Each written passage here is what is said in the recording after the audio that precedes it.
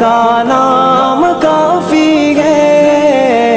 یا میرے اللہ، یا میرے اللہ، یا میرے اللہ، یا میرے اللہ، یا میرے اللہ، یا میرے اللہ، یا میرے اللہ، یا میرے اللہ۔ سلگتی آگ پر حبشی کے ہونٹوں سے صدا آئی، سلگتی آگ پر حبشی کے ہونٹوں سے صدا آئی، میری بگڑی بنانے کو خدا کا نام کافی ہے۔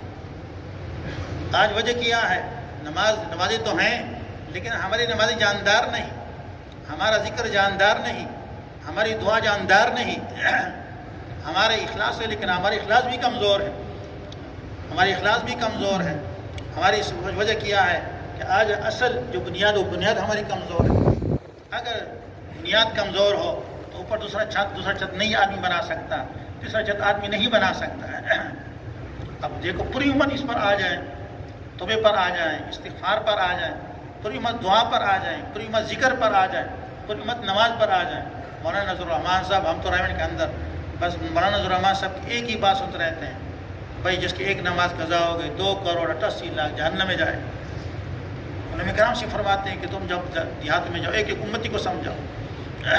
اللہ نے کتنا بڑا احسان فرمایا، نماز جاندار بن جائے، اللہ کے خزانوں سے کتنا بڑا ذریعہ لے مال اللہ کی حفاظت میں آ جاتا ہے۔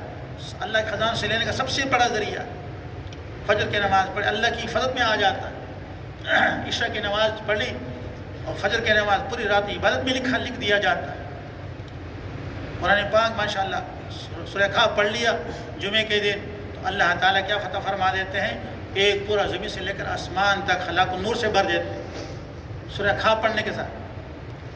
اس طرح بقرہ کے بعد آدمی تبارک الذی الف لام میم سجدہ پڑھو، فرمایا یہ تو جنت پھر 2 سوالوں میں سے ان کو پکارا جاتا ہے، اللہ پاک اس کی روزی کو فراخ فرما دیتے ہیں۔ روزی کو استغفار خوب، لا الہ الا اللہ، تیسرا کلمہ درود شریف، فرمایا جو درود شریف پڑھے اللہم صلی علی محمد وآلہ الف مرت، جمعہ کے دن پڑھے گا 1000 مرتبہ، فرمایا مرنے سے پہلے پھر اللہ تعالیٰ اس کو دنیا کے اندر جنت کے اندر اپنا مقام دکھا دے۔ اور فجر کی نماز کے بعد پڑھے گا اللہم صلی علی سیدنا محمد، تو 100 حاجتیں اللہ تعالیٰ کی پوری فرما دیتے۔